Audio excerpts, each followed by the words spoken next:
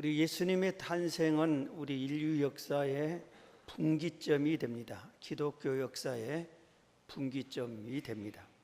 그래서 예수님의 탄생을 기점으로 기원 전, 기원 후, BC, AD 이렇게 나눕니다. 그래서 올해가 2015년이니까 예수님이 탄생 2015년째다. 그렇게 우리가 이해를 하면 됩니다. 그런데 우리 기독교 안에는 아주 중요한 분기점이 또 하나 있습니다. 이건 성령 강림입니다. 예수님이 이 땅에 탄생해서 기독교가 출발을 했다. 그러면은 예수님이 탄생한 후에 십자가에 못 박혀 죽고 부활을 하십니다. 부활한 후에 50일 만에 성령이 오셨어요. 부활하고 40일 만에 예수님은 승천하시고 그 후 열흘 후에, 그러니까 부활 후 50일 만에 성령께서 이 땅에 우리에게 오셨습니다. 이 성령 하나님이 이 땅에 오신 것을 성령 강림이라고 그래요. 성령 이 강림, 이것을 바로 교회가 성령 강림하면서 교회가 탄생한 겁니다. 그래서 성령 강림절을 교회 탄생일, 교회 생일이다. 전 세계의 교회의 생일이 성령 강림절이다. 이렇게 생각하면 됩니다. 올해는 부활절 후 50일째이기 때문에 5월 24일이 이렇게 성령 강림절이었습니다. 오늘 성령에 대해서 말씀을 드리려고 합니다. 먼저 성령 강림에 대해서 말씀을 드리겠습니다. 성령 강림은 예수님께서 살아생전에 제자들에게 이렇게 말씀하셨어요. 너희 중에 한 명이 나를 배신할 것이다. 그리고 나를 팔아버릴 것이다. 나는 곧 십자가에 못 박혀 죽게 될 것이다. 그러나 걱정하지 말아라. 성령을 보낼 것이다. 성령을 보낼 것이다. 이 성령 보내면 너희와 늘 함께 해줄 것이다. 그렇게 약속합니다. 이게 요한복음 14장에 있는 말씀이에요. 요한복음 14장에 너희는 마음에 근심하지 말라. 하나님을 믿으니 또 나를 믿으라. 내 아버지 집에 거할 곳이 많도다. 그렇지 않으면 너희에게 일렀으리라. 내가 너희를 위하여 거처를 예배하러 가노니 가서 너희를 위하여 거처를 예배하면 내가 다시 와서 너희를 내게로 영접하여 나 있는 곳에 너희도 있게 하리라. 이게 내가 곧 이제 죽고 이 세상을 떠나겠다, 그 얘기를 하는 겁니다. 그런데 내가 세상을 떠나도 너희는 근심하지 말고 걱정하지 말라, 그런 겁니다. 그럼 이어지는 말씀이 내가 아버지께 구하겠으니, 내가 하나님 아버지께 구하겠으니 그가 또 다른 보혜사를 너희에게 주사 영원토록 너희와 함께 있게 하리니 그는 진리의 영이라. 다른 보혜사는 진리의 영이라고 성령을 보혜사라고 그럽니다. 그래서 내가 하나님께 구해서 성령을 너희에게 보내게 해주마, 그렇게 한 겁니다. 내가 너희를 고와 같이 버려두지 않고 너희에게 오겠다. 그러면서 계속해서 한 말씀이 보혜사 곧 아버지께서 내 이름으로 보내실 성령, 그가 너희에게 모든 것을 가르치고 내가 너희에게 말한 모든 것을 생각나게 하리라. 평안을 너희에게 주노니 곧 나의 평안을 너희에게 주노라. 이렇게 약속을 하셨어요. 내가 곧 세상을 떠난다. 그 다음에 떠난다고 너희 근심 걱정하지 말라. 왜냐? 내가 하나님 아버지께 구해서 진리의 영, 보혜사, 성령을 너희에게 보내주겠다. 그럼 이 성령 하나님은 항상 너희와 함께 할 것이다. 이렇게 약속을 하신 겁니다. 이 말씀대로 예수님이 약속한 이 말씀을 이렇게 하시는 대로 진짜 가룟 유다가 예수님을 배반합니다. 은 30에 팔아버립니다. 그리고 예수님은 붙잡혀서 십자가에 못 박혀 죽습니다. 그리고 다 사흘 만에 부활하고 40일 동안 이 땅에 계셨다가 승천을 하시고, 그러면 승천하면서 예루살렘을 떠나지 마라. 내게 들은 바 아버지께 약속하신 것을 기다려라. 내가 너희들에게 약속했지. 하나님이 성령을 보내줄 거라고. 그러니 그 약속을 기다려라. 너희는 몇 날이 못해 성령을 세례로 받으리라. 성령을 받으면 전도해라. 내 증인이 되라. 그렇게 얘기하고 승천을 합니다. 그런데 우리가 지난 주에도 말한 것처럼 500명이 이 말을 들었는데도 120명만 이 약속을 붙잡고 예루살렘에서 떠나지 않고, 예수님이 예루살렘 떠나지 말라 했으니까 예루살렘 떠나지 않고 감람산에서 조금 걸어가서 마가라고 하는 집의 다락방에 120명 모여서 약속한 성령을 주시옵소서, 보내주시옵소서, 성령님 오시옵소서 하고 간절히 열흘간 기도만 했어요. 그랬더니 열흘째 오순절날 성령께서 그들에게 몽땅 120명이 성령 충만함을 받습니다. 이게 오늘 본문이에요. 오늘 다시 읽어드립니다. 오늘 본문 사도행전 2장 오순절날이 이미 이름에 그들이 다 같이 한 곳에 모였더니 호련히 하늘로부터 급하고 강한 바람 같은 소리가 있어 그들이 앉은 온 집에 가득하며 마치 불의 혀처럼 갈라지는 것들이 그들에게 보여 각 사람 위에 하나씩 임하여 있더니 그들이 다 성령의 충만함을 받고 성령이 말하게 하심을 따라 다른 언어들로 말하기를 시작하니라. 그래서 몽땅 성령을 받고 성령께서 방언을 시키니까 방언을 막 하기 시작했다 이겁니다. 자, 절 보세요. 아주 중요한 내용입니다. 절 보세요. 성경 로마서 8장은 이렇게 말합니다. 로마서 8장에 잘 들으세요. 성령 받지 못한 자는 그리스도인이 아니다. 교회를 다녀도 성령 받지 않으면 그리스도인이 아니다. 그리스도인이 아니면은 천국에 못 간다 이 말입니다. 로마서 8장 5절에 육신을 따르는 자는 육신의 일을, 영을 따르는 자는 영의 일을 생각하나니 육신의 생각은 사망이요 영의 생각은 생명과 평안이니라.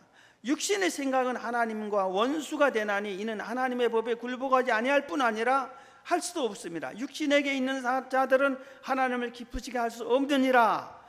만일 너희 속에 하나님의 영이 거하시면, 하나님의 영, 성령을 하나님의 영, 예수의 영이라고도 하는 거예요. 성령이 거하시면 너희가 육신에 있지 아니하고 영에 있나니 누구든지 그리스도의 영이 없으면 그리스도의 사람이 아니라. 그렇게 너희가 육신대로 살면 반드시 죽을 것이라도 영으로서 몸의 행실을 죽이면 살리니 무릇 하나님의 영으로 인도함을 받는 사람은 곧 하나님의 아들이라 그랬어요. 그래서 누구든지 그리스도의 영이 없으면 그리스도의 사람이 아니라. 로마서 8장 9절에 이렇게 말했어요. 그래서 그리스도의 영이 있는지 없는지 우리가 영이니까 이 육이 아는 것이, 육은 누가 오면은 눈으로 보고 만나고 만지니까 금방 할 수 있잖아요. 우리 집에 누가 오면 다 할 수 있잖아요. 그런데 영은 우리 눈에 보이지 않고 손에 만져지지 않잖아요. 왔는지 안 왔는지를 이 육은 모르는 거예요. 육은 감각적으로 잘 모르는 거예요. 그러나 오늘 이 로마서 8장에 있는 말씀을 생각하면은 우리의 내 영혼이 있어요. 그리고 하나님의 영이 있어요. 이렇게 딱 오면은 내 영혼에게 이 하나님의 성령은 영의 생각을 하게, 하나님을 생각하게 하네. 그런데 하나님의 영이 없는 사람은 맨날 육신의 생각만 하게 되지. 육신의 생각만 하는 거야. 그래서 여러분이 내가 평소에 허구한 날 맨날 하나님의 생각과 하나님의 나라에 대한 생각은 한 번도 없고 세상 일과 육신적인 일만, 뭘 먹을까, 뭘 마실까, 뭘 입을까, 어디 가서 즐길까, 어떻게 하면 기쁠까, 이런 육신의 생각만 계속 했다면은 이 사람은 성령을 받지 못한 사람이에요. 그러나 영이, 하나님의 영이 내게 와서 자꾸 너에게, 나에게 너 하나님 생각이라, 내가 죄를 지으려면 너 이놈 죄 짓지 말라, 그렇게 책망도 하고, 하나님이 나를, 주님을 생각하게 하고 천국을 생각하게 하고 하나님 나라를 생각하게 하고, 이렇게 자꾸 나에게 감동을 주고 하면은 성령이 오신 거예요. 그런데 성령이 충만하면은 성령의 지배를 받아서 성령이 하자는 대로 살고, 성령이 충만하지 못한 사람은, 육신이 강한 사람은 성령이 하자는 대로 했다, 육신이 하자는 대로 했다, 이렇게 양다리를 걸치는데, 갈라디아서 5장에 보면 양다리를 거친 사람은 아무것도 못한다, 그렇게 해놨어요. 그래서 여러분, 양다리 거치지 마세요. 세상에서 양다리 거치면 그게 다 결국은 모두에게 버림받잖아요. 양다리 걷지 마시고 말합니다. 성령 충만을 받으세요. 성령을 받으세요. 사도행전 6장에서는 성령 충만한 사람을 중직자로 세우라고 그랬어요. 그러니까 성령대로만 사는 사람을 장로, 안수집사, 권사로 세우라고 그랬어요. 그래서 장로, 안수집사, 권사는 성령 충만한 사람이 돼야 돼요. 그래서 성령 충만하지 못하고 그냥 그 자리를 빨리 내려놔 버려야 돼요. 그래서 우리들이 성령 충만함은 교회 일꾼의 자격의 첫 번째 조건이에요. 성령 충만한 사람, 그걸 우리가 알아야 됩니다. 자, 여러분, 귀신 들린 사람, 다시 한번 성령 받았는지 안 받았는지를 아는 방법. 귀신 들린 사람을 남들이 귀신 들린 걸 압니까 모릅니까? 저 사람 귀신 들렸다 알아요 몰라요? 여러분, 귀신 들린 사람 보면 저 사람 귀신 들렸다 알아요 몰라요? 알지요?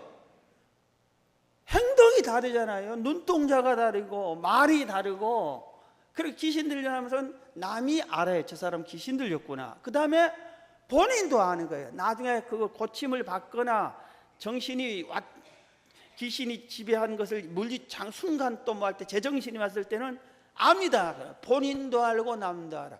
이와 똑같이 성령, 거룩한 영이 내 안에 들어오면은 나도 알고 남도 알아요. 저 사람 성령 받은 사람이다. 성령 받지 않은 사람, 우리와 다르다. 예수쟁이는 달라. 우리와 그들이 표현을 거칠게 해서 예수쟁이 그렇게 표현하지, 예수 믿는 사람은 우리와 다르다, 그거 알아요. 그래서 우리가 자꾸 다르게 표현하기 위해서 일부러 성경 좀 들고 다니라고 자꾸 강조했는데, 성경도 안 들고 다니려고 그래요. 요새는 성경을 다 화면에 띄워주니까, 찬송가 다 띄워주니까 안 가지고 다니려고. 오늘 성경 안 가지고 온 사람은 동네 사람이 저 사람 어디 가지? 그런 거예요. 그래서 성경 들면 교회 가구나, 저 사람은 교회 다니는 사람이구나. 그런데 이렇게 성경만이 아니라 행동이, 생각이 달라. 재질 생각을 안 해요. 성경대로 바르게 살라고 그래요. 그래서 남들이 성령 받았는지 알아주고 나도 아는 겁니다. 내가 죄 지으면 내가 회개를 해. 예수 아멘 척 하면서도 회개합니다. 다 이 사람은 성령의 감동을 받은 사람이에요. 자, 그러면은 성령이 우리에 오면은 여러 가지 역사가 있는데, 오늘 시간 관계상 3가지만 말씀드릴게요. 성령이 내게 오면은 첫째, 변화를 받습니다. 여러분이 변화가 걷는지 생각해 보세요. 자, 여러분, 제가 한 달간 감기 때문에 고생했는데, 감기 걸리면 변화가 옵니까 안 옵니까? 당장 와요. 감기가 오면 기침이 나요. 이놈의 기침 좀 안 했으면 좋겠어요. 이것도 잠 자려면 잠에 막 계속 기침이, 잠을 못 자는 거예요. 막 콜록콜록콜록콜록 기침. 그 다음에 땀이 나, 열이 나죠. 그리고 땀 나고 열이 난데도 추울 때가 있어요. 목이 부어가지고 춤도 안 못 들생기게. 그리고 막 감기, 몸이 귀찮으니까 짜증이 나. 밥맛도 없고. 감기 걸리면 여러 가지 이렇게 변화가 나타나요. 저 사람은 건강하지 않는 사람으로 변화가 딱 나타나요. 건강한 사람은 딱 괜찮잖아요. 그런데 여름에도 옷을 두껍게 입어야 되고, 변화가 나타나야 돼요. 성령이 오면은 변화를 받아요. 성령 받기 전에 제자들은 아주 비겁하고 두려움이 많았어요. 예수님이 붙잡히니까 전부 도망가 버렸어요. 예수님의 제자들이 모든 것을 버리고 예수님을 쫓았던 그들이 성령을 아직 못 받았을 때는, 예수님이 딱 붙잡히고 이제는 십자가에 못 박혀 사형 선고 받은다, 그러니까 다 도망가 버렸어요. 감히 스승이 붙잡혔는데 제자들이 도망가면 되겠어요? 그런데 다 도망가 버렸습니다. 베드로도 3번이나 예수님을 모른다고 저주하고 부인을 했습니다. 그리고 서로 높고자 하고 질투심도 강하고 십자가를 싫어하고 헌신을 싫어하고 이렇게 했어요. 이런 제자들이 성령을 받으니까 완전히 변했어요. 두려운 사람이 강하고 담대한 사람으로, 기도의 사람으로, 전도의 사람으로, 헌신의 사람으로, 능력의 사람으로 완전히 이렇게 변화가 됐어요. 변화가. 한 사람을 소개합니다. 우리 교단에 임추로 목사님이란 분이 계세요. 그런데 이분이 정말 청소년 시절을 험악하게 보냈어요. 아버지가 스님이에요. 할머니는 무당이었어요. 그런데 자기가 4살 때 어머니는 자기를 버리고 도망가 가출해 버렸어요. 그리고 지금까지 나타나지를 않았어요. 한 번도 본 적이 없어요. 4살 때. 새엄마가 6살 때 돌아왔어요. 아버지가 스님인데 스님은 본래 장가를 안 가는 건데 장가를 잘도 갔어요. 이 스님은 땡중이었나 봐요. 그래서 그 가정 그 밑에서 살 수가 없잖아요. 그래서 너무나 고통스럽고 해가지고 가출을 20번 넘게 가출을 했어. 그리고 노숙자 생활을 많이 했어요. 청소년 시절에 밭에서 바깥에 자고 벤치에서 이렇게 잠도 자고 노숙자 생활을 많이 했습니다. 술, 담배, 폭력 이런 데 아주 어울리면서 그런 못된 짓을 했어요. 중학교 때 그래도 일기를 썼는데 일기장에 쓴 내용 중에 하나가 아버지를 죽여야 할 10가지 이유, 우리 아버지를 반드시 죽여야 되겠다 하고 이 이유를 10가지나 적었어요. 이렇게 험악한 청소년 시절을 보냈는데 고등학교 때 친구 따라서 교회를 갔는데 교회에서 부모님으로부터 받지 못한 사랑을 받으니까 선생님이 너무나 따뜻하게 대해주고 교회의 모든 사람들이 사랑으로 대해주는 겁니다. 그래서 자기 인생이 바뀌어진 거예요. 그래서 교회 다니기를 시작했어요. 그해 여름에 학생 수련회 가서 그 수련회에서 성령을 받고 예수님을 영접한 겁니다. 그 다음에 완전히 사람이 변화되기 시작해서 내가 저런 사람들을 내 청소년 시절에 그 험악한 이 청소년들이 자기가 그런 시절을 살아보니까 너무나 많이 있어요. 그들을 구원하여 주겠다 싶어서 신학을 했습니다. 그리고 목사가 됐습니다. 그러면서 청소년 담당, 중고등부 담당만 계속해서 지금까지 20년째 중고등부 학생들을 관리하고 있습니다. 그런데 얼마나 그들을 관리하고 이렇게 길가에 버려진 청소년, 그리고 아무것도 꿈도 없고 그런 청소년들을 교회로 이끌어가고 얼마나 열정적으로 했는지 7년 동안에 이 청소년들에게 편지 쓴 게 10만 통이나 돼. 여러분은 아무도 놀라지 않는 우리 권사님 한 분만 놀란 것 같아요. 편지 한 번도 잘 안 써본 사람이 10만 통, 1부터 10만까지 한글 로마 숫자로 쓰라고 하는 것도 어려워. 10만 통 정도 된대요. 매주 월요일은 자기가 맡은 중고등부 학생에게 300통 이상씩 편지를 써요. 지금은 문자를 보내는데 그때는 문자도 없기 때문에 손으로 편지를 써서 보고 싶다 하고 계속 이렇게 보낸 겁니다. 그리고 전화를 계속 하는 거예요. 전화를. 어떤 학생은 아주 꼭 예수 믿어야 할 학생인데 반항하고 이렇게 하는데 계속 찾아가요. 자기 어머니가 미장원 하니까 아주 죽어라고 안 나오는 미장원에 가서 머리도 깎으면서 계속 하니까 그 고등학생이 한 말이 더러워서 내가 교회 나간다 그러면서 교회를 나오더래요. 그렇게 해가지고 교회를 이렇게 열심히 하니까 중고등부가 부흥됩니다. 한마음 교회에서 3년 있었는데 5배나 부흥시켰어요. 영동중앙교회에서 7년 있었는데 6배로 부흥됐어요. 안산 동산교회에서는 500명으로 시작했는데 7년 동안에 1,500명으로 늘어나게 됐어요.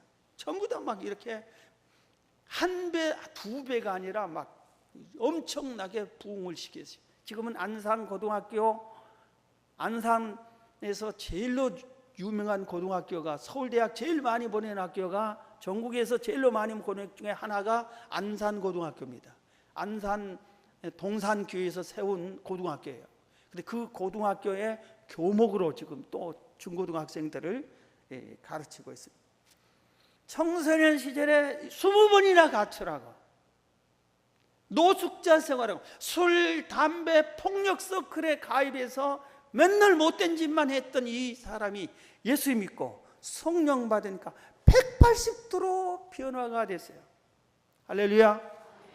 누구든지 성령을 받으면 이렇게 사람이 변화가 되는 거예요. 성령이 오시면 변화돼요. 가장 흉악한 사람도 성령 받으면 선한 사람으로 변화가 됩니다. 쓸모없는 자가 성령 받으면 존귀한 자로, 필요한 자로, 비천한 자가 존귀한 자로, 마귀의 자식이 하나님의 자식으로 성령 받아야 이렇게 변화가 돼요. 미움만 받는 사람이 성령 받으면 사랑받는 사람으로 변화돼요. 여러분, 남편에게 사랑받고 싶거든 성령 충만 받으면 돼요. 그러면 남편이 뿅 갑니다. 성령 충만 받으면 돼요. 사람들에게 인정받고 싶거든 성령 충만 받으면 돼요.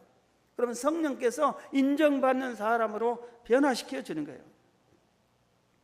여러분이 성령 받아서 변화되기를, 그래서 귀하게 쓰임받는 여러분 되기를 주의 이름으로 축원합니다. 자, 성령이 오시면은 두 번째는 기적이 나타나.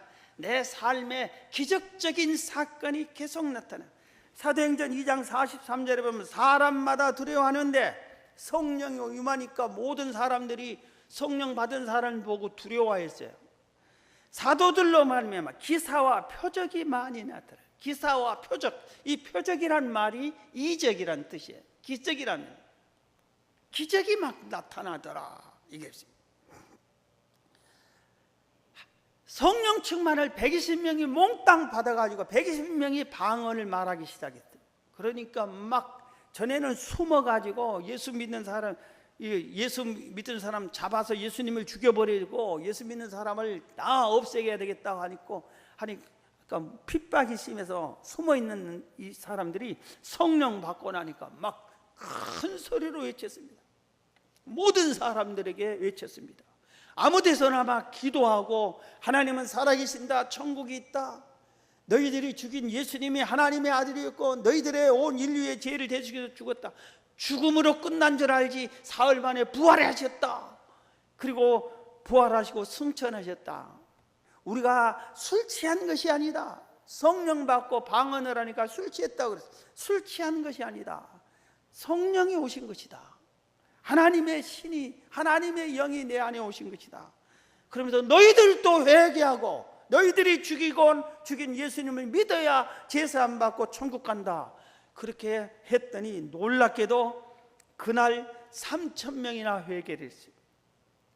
한 번도 설교해 본 적이 없는 베드로가 이렇게 유능한 설교를 했어요. 기적이 나타난 거예요. 사도행전 3장에는 베드로가 성전으로 기도하러 갈 때 나면서부터 안진뱅이가 있어서 고쳐달라고, 뭘 도와달라고. 그런데 나는 은과 금은 없다. 내게 있는 것을 내게 준다. 나사렛 예수의 이름으로 명하노니 일어나 걸어라. 그러니까 나면서 한 번도 걸어본 적이 없는 이 안진뱅이가 자리를 털고 일어나서 곧곧 뛰는 역사가 나타났어요. 성령께서 그렇게 하셨어요. 할렐루야. 놀라운 역사가. 사도행전 9장에 보면 도로 가러 가는 여인이 죽었는데 베드로가 기도해 주니까 살아났어요. 죽은 자가 살아났어요. 우리에게도 성령이 오시면은 놀라운 기적 같은 역사가 나타날 것을 믿으시기를 바랍니다. 우리가 기적을 행한 게 아니라 우리에게 오신 성령 하나님이 전능하시기 때문에 기적적인 일을 행하는 거예요. 어제 부랴부랴 오늘 설교를 위해서 책을 한 권 샀습니다. 동경의 십자가 열방을 품다라고 하는 박영희 선교사님이 쓴 책이에요. 신문에 이 책을 소개해서 그 책을 사서 봤어요. 이 박영희 선교사님을 통해서 성령께서 놀라운 기적을 행했어요. 아주 막 이 선교사님의 평생 사역의 자서전이에요. 그런데 그 책에 보면은 놀라운 성령의 기적적인 사건이 수십 가지가 기록이 됐어요. 그중에 몇 가지 소개하면은, 이분은 6살 때 부잣집에서 태어났어요. 딸로. 그런데 무서운 병이 걸려가지고, 그러니까 지금부터 약 70년 전 사람인데, 전에 태어나신 분인데, 남동생이 열병으로 세상을 떠나버립니다. 남동생이, 자기가 6살 때 남동생은 병으로 죽어버립니다. 돈이 있어도 병을 못 고친 거예요. 그리고 자기는 아주 그냥 6살인데도 일어서지를 못합니다. 그리고 모든 음식을 소화를 못 시켜가지고 아주 뼈만 앙상하게 남아가지고 업고 다녀야 돼요. 일어서지를 못하는 거예요. 그래서 자기 아버지가 그래도 돈이 있으니까 그 지역에서, 청량리에서 태어났는데 제일로 용하다가 하는 한의원, 병을 제일로 잘 고친 한의원에 찾아서 그 원장님에게 쌀을, 그 당시에 아주 쌀을 몇 가마 하나 주면서 내 딸 좀 고쳐달라고 그래요. 그래서 알았다고. 그런데 이분이 1년 동안 고쳤는데 못 고칩니다. 그런데 이 원장님이 누구냐면은 교회를 다니는 장로님이에요. 그래서 양심이 바르니까 내가 받았던 치료비, 쌀을 다시 돌려드리겠습니다. 그리고 당신 딸은 못 고치겠습니다. 못 고칠 병 같습니다. 그럽니다. 그런데 중간에 자기 어머니가 너무나 병이 심해서 무당에게 데리고 가봤어요. 그랬더니 무당이 뭐라고 하냐면은 9살 이전에 죽을 애래요. 세상에 무당이 그런 말도 해야 되는. 그래서 9살 이전에 죽을 애라고. 그래서 아주 집안에서는 죽을 수밖에 없구나. 그래서 한의원을 찾아온 거예요. 그런데 1년은 고쳤는데 못 고쳤어요.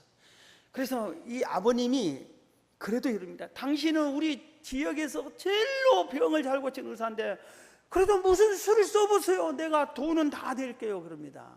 한 가지 길은 있습니다. 저는 못 고치는데 한 가지 방법이, 딱 한 가지 방법이 남았습니다. 그게 뭡니까 하니까 신약과 구약으로 치료해야 된다. 그 신약과 구약이 뭔 약이냐니까 그건 교회 가야만 있다고. 그래서 자기 딸을 교회에 데리고 가면 치료하시다고. 그럼 당신이 교회 좀 데리고 가라고. 내가 교회를 다니는 장로라고 그러니까 그럼 당신이 교회를 데리고 가라고. 그래서 이 장로님이 이 6살 난 이 박영희 씨를 데리고 교회를 데리고 왔어요. 그런데 우리나라 속담에 가는 날이 장날이라고 그랬잖아요. 그날 그 교회에서 부흥회를 하는 날이었어요. 그래서 부흥회에서 참여해서 막 찬양 부리고 강사님 나와서 막 설교를 하는데 갑자기 성령의, 자기는 성령이 뭔지 모르죠. 나중에는 이제 자서전 쓸 때 책에는 성령의 불덩어리가 자기 몸으로 1번, 2번, 3번을 관통을 하더래요. 그러더니 힘이 돋더래요. 그래서 그 자리에서 일어섰어. 그리고 거기 시작했어요. 그러니까 교회가 어떻게 됐어요? 장로님이 어떻게 생겼어요? 1년 동안 자기가 고쳤는데 못 고치고 한 번도 걷지도 못하고 제대로 앉지도 못한 이 애가 뛰어다니는 거예요. 뛰어다니는 거예요. 일어나서. 그리고 불덩어리가 왔다 갔다 했다고, 성령이 오셨다고, 이런 놀라운 체험을 했어요. 이 박영희 씨가 커가지고 이제는 시집을 가가지고 딸을 셋 낳는데 죽을 고비를 넘깁니다. 그때 하나님이 불러서 신학이 돼서 여자 목사가 됩니다. 그런데 여러 가지 있는데 그중에 일본 선교를 하는데 하나님이 이렇게 합니다. 너 일본 선교사로 가라. 그래서 일본 선교사로 가서 15일 동안, 그때는 일본이 비자가 있고 15일 동안만 있다가 다시 우리나라에 와야 돼요. 지금은 그런 것이 없어졌는데, 그래서 가서 15일 동안 일본말 한마디도 못하는데 자기 남편하고 가서 일본을 막 걸어다니다시피 해가지고 어느 정도 일본을 눈에 익혔는데 선교를 하나도 못했어요. 하나님의 선교 가라 해서 갔는데, 그리고 다시 왔어요. 그리고 나서 하나님, 일본 가서 땅받기 기도 원 없이 했습니다. 이제 일본 선교 그만두겠습니다 했는데, 얼마 후에 하나님이 다시 이제 가라고 그럽니다. 나 못 가겠다고, 갈 수 없다고. 그런데 전화가 한 분이 왔어요. 일본에서 전화가 왔어요. 전화 와서, 박영희 목사님이시죠? 예. 하나님이 저에게 응답해 주셨습니다. 일본 선교 안내하라고. 일본으로 오십시오. 그리고 비행기 표를 제가 보내겠습니다. 어디로 오십시오. 딱 그럽니다. 그래서 이분이, 박영희 목사님이 물었습니다. 어떻게 내 전화번호를 알았고 내 이름을 알았습니까? 하고 물어봤어요. 그랬더니 하나님이 알려주셨습니다. 하나님이 알려주셨다. 그리고 전화를 끊었어요. 그리고 비행기 표가 왔어요. 그래서 비행기 표가 혼자 하나 껴왔어요.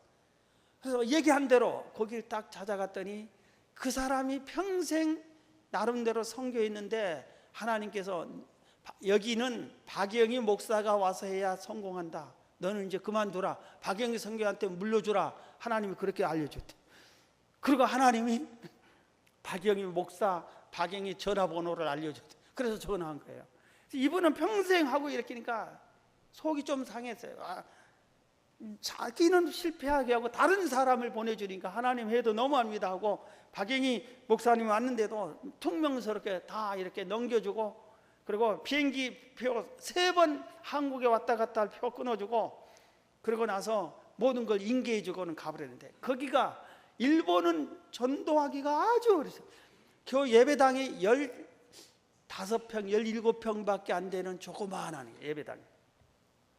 거기서 이렇게 선교를 하고 있는데, 거기서 주인이 그 세가 225만 엔씩 월세를 내고 100만 원 보증금에 그렇게 월세를 내는 분이에요. 그런데 주인이 나가라고 이제 월세를 7개월인가 밀렸다. 그런데 일본에서는 월세 하루만 밀리면도 금방 나가야 된대요.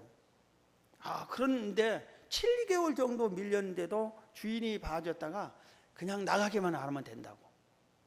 그래서 나와서 기도를 이제 다시 이사를 가야 되는데 어떻게 되냐 기도하니까 하나님이 신방을 한 군데 가라고 감동했어요. 그래서 신방을 갔어요.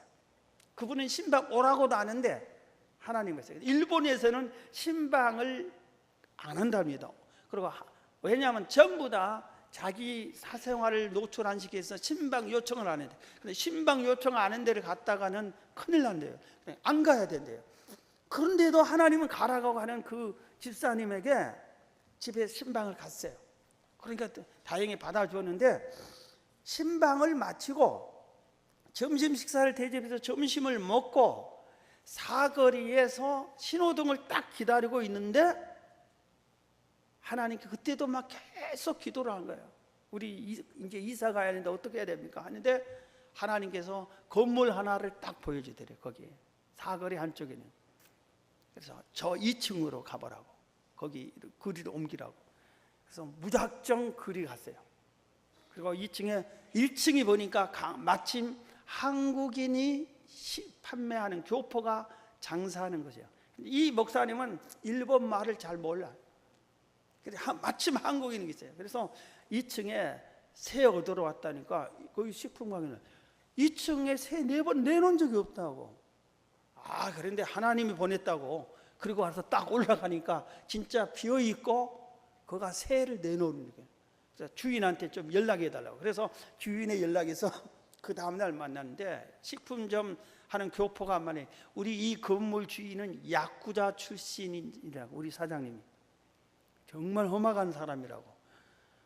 그런데 진짜 가보니까 아주 등치가 크고 이 사람이 만나세요. 그래서 교회를 한다고 했는데도 일본은 교회하면 건물 세를 안 준답니다. 안 준대요. 그런데도 교회를 하는 거 허락하겠습니다. 그런데 세를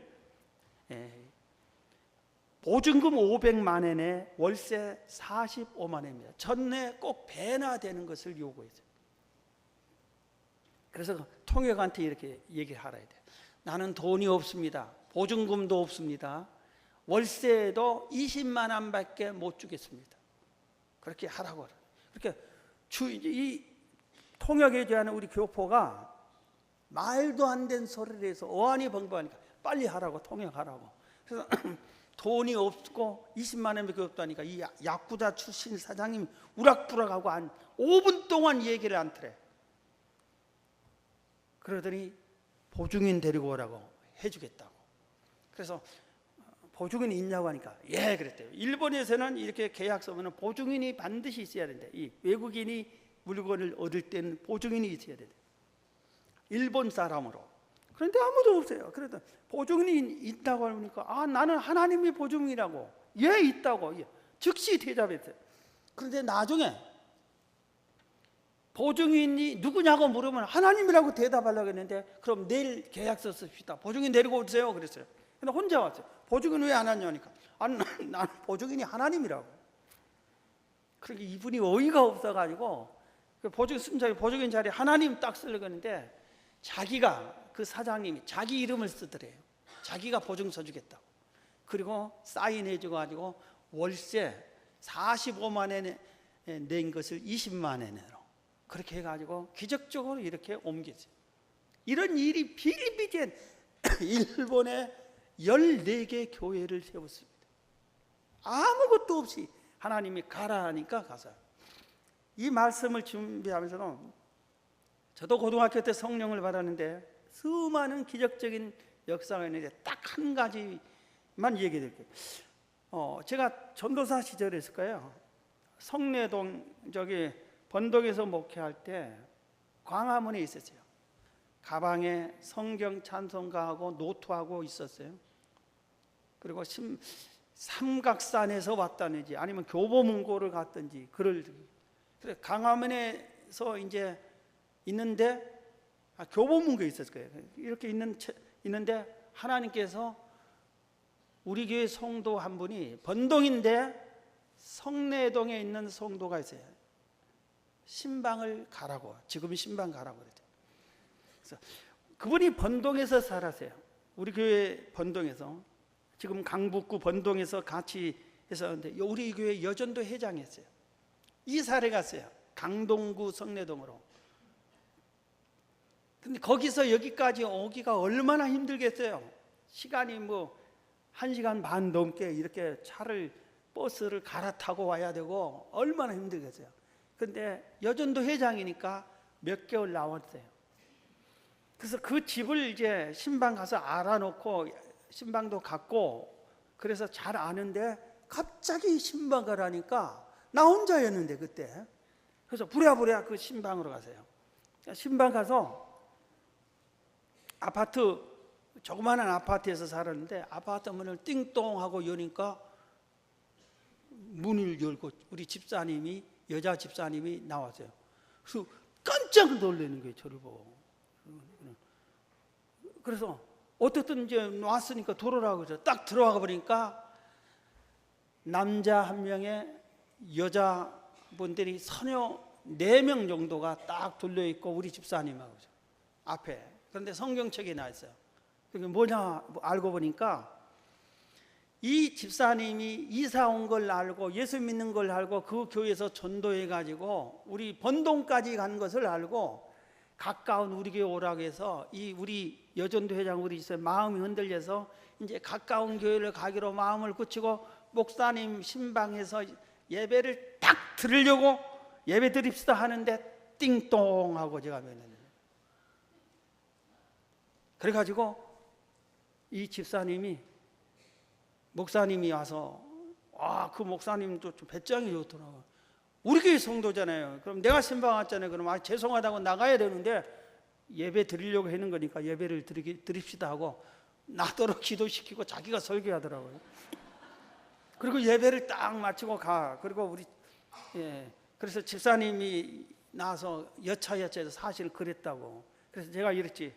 강화면에 있는 나를 하나님이 갑자기 신방하라고 해서 내 아내하고도 못 오고 나 혼자 강화문에 있었기 때문에 나 혼자 허겁지겁 왔는데 하나님 왜 알려줬겠어요? 당신이 여전도 회장인데 여전도 회장이 다른 교회를 가면 되겠어요? 나오세요. 그런데 1년 여전대 회장에서 얼마 나오다가 결국은 안 나와버리더라고요. 하나님이 성령이 우리에게 오시면은 이런 기적적인 사건이 일어날 것을 믿으시기 바랍니다. 마지막으로 한 가지, 성령이 우리에 오면 동행해 주시오. 때때로 우리를 위로해 주시고 동행하면서 인도해 주시고 각종 은사를 주시고 성령의 열매를 맺게 해주시고 예배하게 해주시고 찬송하게 해주시고 기도를 도와주시고 전도를 도와주시고 평안을 주시고 기쁨을 주시고 시간이 다 해서 다 많은데 전부 다 성경에 있는 내용들의 말씀입니다. 우리하고 함께 해주세요. 동행이 동행. 성령 하나님이 우리하고 천국 갈 때까지 동행해주고 천국에서도 함께 해주세요. 그래서 영원히 동행해 주십니다. 할렐루야. 예수님은 우리에게 오셨다가 천국으로 가셨잖아요. 성령 하나님은 우리와 영원히 함께 해주시는 겁니다. 여러분, 이 성령님과 함께하는 여러분이 되시기를 바랍니다. 성령을 구하세요. 다시 성령 충만함을 구하십시다. 하나님 정말 성령 충만 주시고 내 육신은, 살아있는 육신을 이제는 좀 죽여버리고 내 영혼을 살리고 성령 충만함을 살아서 성령님과 함께 승리하는 여러분 되기를 주의 이름으로 축원합니다.